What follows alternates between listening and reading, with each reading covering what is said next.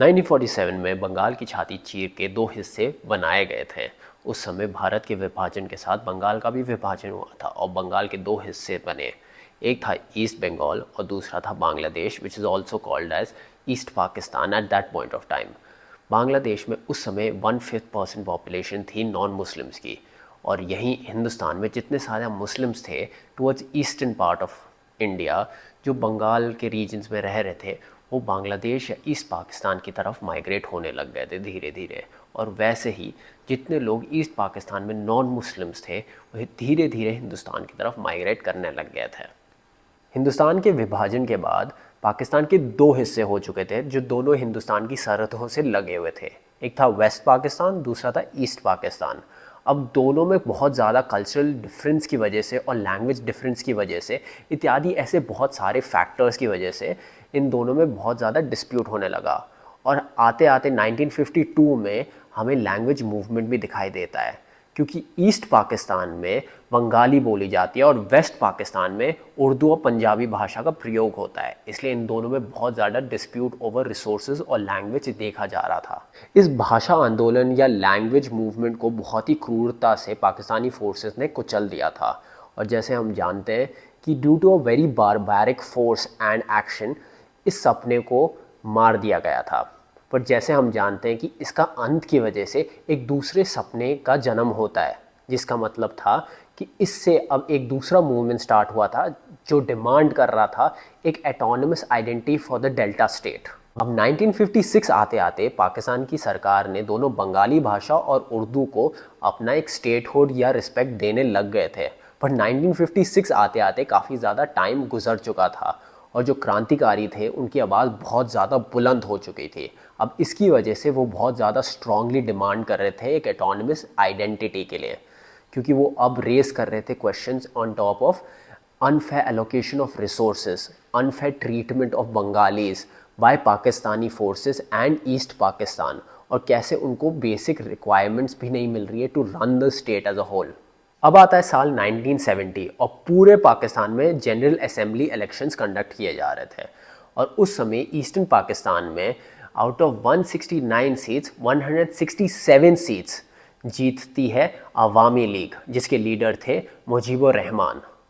But ये देखने के बाद जो जनरल थे याया खान, उन्होंने नेशनल असेंबली इलेक्शंस को रद्द कर दिया और सारी ताकत अपने हाथ में ले ली और मुजीबुर रहमान को जेल में बंद कर दिया। उस समय जब बातचीत चल ही रही थी, उन्होंने अपनी फोर्सेस को बांग्लादेशी लोगों के बीच में छोड़ दिया और बहुत ही ब्रूटली और बहुत बारबैरिकली बांग्लादेशी लोगों को क्रश करने लगे और अवामी लीग को सिस्टमैटिकली तोड़ने की कोशिश करने लगे। और इसकी वजह से 1971 वॉर भी ब्रेकआउट होने लग जाती है। इससे स्टार्ट होता है 1971 लिबरेशन वॉर।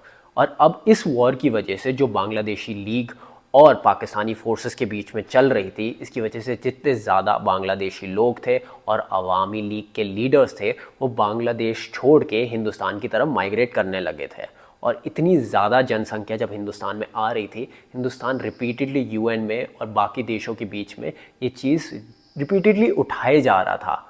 बट ये जितनी ज़्यादा अवामी लीग के लीडर्स थे उनको हिंदुस्तान में आके पनाह भी लेनी पड़ रही थी, क्योंकि उनका वहाँ मैसेकर होने लग गया था और उनको चुन चुन के मारा जा रहा था। और इवेंचुअली ये सारे लीडर्स रीग्रुप होते हैं हिंदुस्तान में और वो स्टार्ट करते हैं अपनी गवर्नमेंट को इधर से ही रन करना, जिसका ये मतलब है they were a government in exile and they were attempting to fight the Pakistani army and overthrow them. और ये देख के हिंदुस्तान भी उनकी हेल्प करने लगा और जितने सारा फ्रीडम फाइटर्स था उनको सपोर्ट भी करने लगा in terms of resources, training और बहुत ज़्यादा इत्यादि चीज़ों की वजह से। अब ये सब देख के पाकिस्तान काफ़ी ज़्यादा गुस्से में आ चुका था, बिकॉज उनको लगा था कि हिंदुस्तान उनके अंदरूनी मामले में दखल अंदाजी कर रहा है। और इसकी वजह से पाकिस्तान ने 3 दिसंबर 1971 में हिंदुस्तान के 12 एयर बेसिस पे अटैक करके जंग का ऐलान कर दिया था। और इसकी वजह से हिंदुस्तान भी पाकिस्तान के साथ डायरेक्ट वॉर में उतर आता है 1971 में। फाइनली 1972 में पाकिस्तान मुजीबुर रहमान को रिहा करते हैं, जहां उसके बाद मुजीबुर रहमान डायरेक्ट बांग्लादेश आते हैं अपनी पार्टी, अपने लोग और अपने देश को वापस से खड़ा करने की कोशिश में। और इसकी वजह से वो बन जाते हैं बांग्लादेश के फाउंडिंग फादर।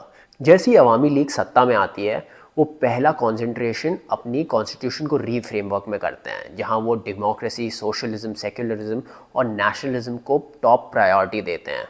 हम ये भी देख सकते हैं कि कैसे वो सिस्टमैटिकली इस्लामिक ग्रुप्स को बैन करने लग जाते हैं बांग्लादेश के अंदर। हम ये सब भी देख सकते हैं कि कैसे मुजीबुर रहमान एक बहुत ही ज़्यादा कैरिज्मेटिक और चार्मिंग पर्सनालिटी थे, जिसकी वजह से सारी सत्ता उनके पीछे थी और लोग उनको भरोसा दे रहे थे और उनको सपोर्ट कर रहे थे। और इसके साइमल्टेनियसली हम ये भी देख सकते हैं कि जो वादे उन्होंने और उनकी पार्टी ने इकोनॉमिक ग्रोथ और इकोनॉमिक प्रॉस्पेरिटी के बारे में किए थे, वो कहीं ना कहीं निगलेक्ट करते हुए भी हमें दिख रहे थे। और इन सारे वादों की वजह से जो निगलेक्ट किए जा रहे थे, हम ये भी देखते हैं कि बहुत ज़्यादा लोगों में कहीं ना कहीं डिस्पैरिटी बढ़ रही थी। और इसी दौरान पोस्ट इंडिपेंडेंस बहुत सारे गोरिल्ला ग्रुप्स भी एक्टिवेट होने लग गए थे इन एंड अराउंड बांग्लादेश। और आता है साल 1974, just to add more fuel to the fire, आती है बहुत ही massive drought in the Bengal region, which was completely devastating to the Bangladeshi people and its economy.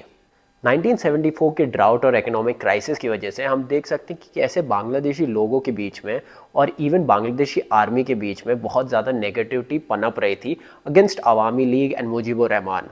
हम ये चीज़ें भी देख सकते हैं कि कैसे बांग्लादेशी आर्मी बहुत ज़्यादा नेगेटिव हो गई थी against Mujibur Rahman, because they felt that Mujibur Rahman बहुत ज़्यादा अनड्यू क्रेडिट दे रहे थे इंडियन आर्मी को for the liberation of Bangladesh in 1971। और इनको ये चीज़ें बहुत खनक रही थी। और इसके साथ जब मुजीबुर रहमान और Awami League was very connected with the Indian government, उनके टाइज और रिलेशनशिप बहुत ज़्यादा डेवलप हो रहे थे, ये सारी चीज़ें बहुत ज़्यादा खनकने रख गई थी बांग्लादेशी आर्मी को, बिकॉज दे फेल्ट कि जितना क्रेडिट उनको दिया जाना चाहिए था उनको नहीं मिल रहा है। और सारा का सारा क्रेडिट या मुजीबुर रहमान की पार्टी अवामी लीग ले रही है या इंडियन आर्मी लेके जा रही है। और इस वजह से हम ये भी देख सकते हैं कि कैसे 1975 15 अगस्त में मुजीबुर रहमान को असैसिनेट कर दिया गया आर्मी की एक यूनिट के थ्रू, और जिसमें मुजीबुर रहमान को मारने के बाद उनके 40 फैमिली मेम्बर्स को भी मारा गया बेरहमी से। इसमें उनकी डॉटर इन लॉ को भी नहीं बख्शा गया था, जो उस समय प्रेग्नेंट भी थी। 1982 आते आते जनरल इरशाद ने एक मिलिट्री कू कर दिया और बांग्लादेशी सिविल गवर्नमेंट को डिसॉल्व कर दिया। उनके इस टेन्योर में उन्होंने इस्लाम को एक मेन रिलीजन बनाया बांग्लादेश का। उनका टेन्योर काफ़ी लंबा रहा, बट ओवर 8 ईयर्स 1990s में उनकी गवर्नमेंट को भी टॉपल कर दिया गया था बाय अ सिविल गवर्नमेंट। यहाँ एंट्री होती है खालिदा जिया की, who was the widowed wife of general, he was the founder of the Bangladeshi liberation party. इनके टेन्योर में आफ्टर शी वन, खालिदा जिया ने प्रेसिडेंट की पोजीशन को सेरेमोनियस पोजीशन बना दिया और प्राइम मिनिस्टर की पोजीशन को एक एग्जीक्यूटिव डायरेक्टर। खालिदा जिया ने 1991 टू 1996 तक बांग्लादेश में रेन किया। इसके बाद फिर से उन्होंने 2001 टू 2006 तक बांग्लादेश में रेन किया। इस टाइम पीरियड के बीच में उन्होंने 1996 के इलेक्शन से एक बार हार भी गई थी, और वो हारी थी अवामी लीग से। उस समय Awami League was represented by Sheikh Hasina. जी हाँ, Sheikh Hasina is the daughter of Sheikh Mujibur Rahman. जिस समय मुजीबुर रहमान की फैमिली पे इतना ज़्यादा ब्रूटल और बारबैरिक क्रैकडाउन किया गया था, उस समय लकीली शेख हसीना बांग्लादेश के अंदर नहीं थी, इसलिए वो बच गई और इमिडिएटली वो दिल्ली गई और वहाँ वो एक डिस्गाइज में रहने लगी। उसके बाद 1996 में वो रिटर्न करती हैं बांग्लादेश इन ढाका और इलेक्शंस लड़ती हैं और वो जीत भी जाती हैं। बट अनफॉर्चुनेटली 2001 में वो इलेक्शंस फिर से हार जाती हैं टू बांग्लादेशी लिबरेशन पार्टी। 2006 में two party parliamentary democracy kind of fail होने लग जाती है, जिस वजह से लोगों को ये चीज़ें ज़्यादा पल्ले पड़ती नहीं हैं। और इसलिए हम ये भी देख सकते हैं 2006 में एक मिलिट्री बैक्ड इंटरवीन गवर्नमेंट भी प्लेस की जाती है बांग्लादेशी पार्लियामेंट के अंदर। फ्रॉम 2006 टू 2009 जो ये military backed intervene government rain करती है। अराउंड 2009 फिर से सिविल गवर्नमेंट इलेक्शंस कंडक्ट किए जाते हैं, जहां अवामी लीग बहुत ही भारी मेजॉरिटी से जीत जाती है। आउट ऑफ 300 सीट्स वो 250 सीट्स आराम से खुद ही जीत जाती है और उनकी लीडर शेख हसीना फिर से for the second time prime minister declare की जाती है ऑफ बांग्लादेश। जैसी वो prime minister of Bangladesh declare की गई थी, इमीडिएटली उनका पहला काम था to create a war tribunal to catch the culprits of assassination of former and founder of Bangladesh Mujibur Rahman, जहां 5 बांग्लादेशी ऑफिसर्स को कन्विक्ट भी किया गया था for assassinating the founder of Bangladesh Mujibur Rahman.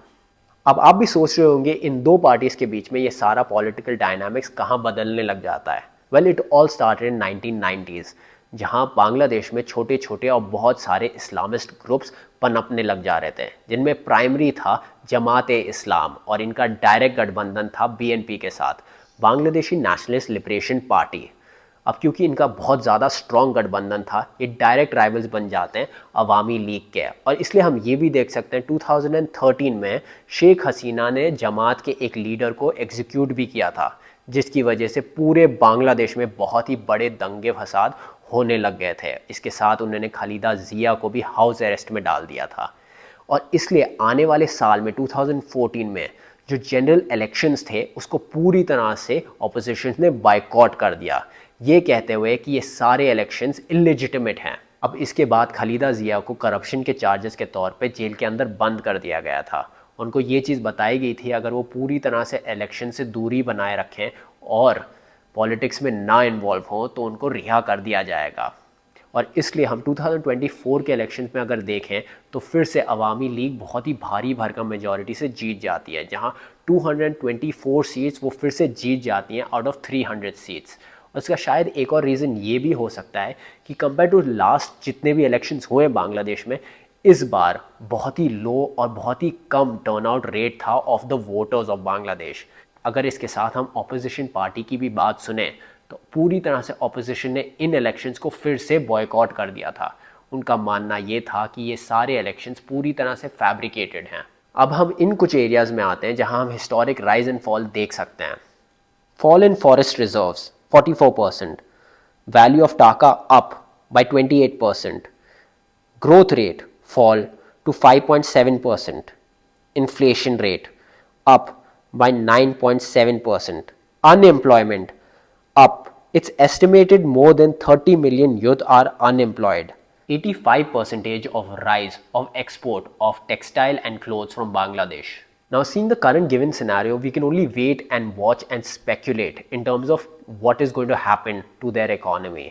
अब हम यही होप कर सकते हैं कि शायद चीज़ें जल्दी से जल्दी रिकवर हो पाएँ, बिकॉज काफ़ी ज़्यादा ऐसी चीज़ें हैं जैसे foreign direct investment, trade and forest reserves which शायद इम्पैक्ट हो सकते हैं बहुत ज़्यादा नेगेटिवली फॉर बांग्लादेशी इकॉनमी, और on a contrast it can actually help their economy. But this is something we can only wait, watch and speculate. Along with that ये बहुत ज़्यादा कंसर्निंग इंडिया के लिए भी इसलिए है because out of all the borders India shares with its neighbours, Bangladeshi border is the largest border.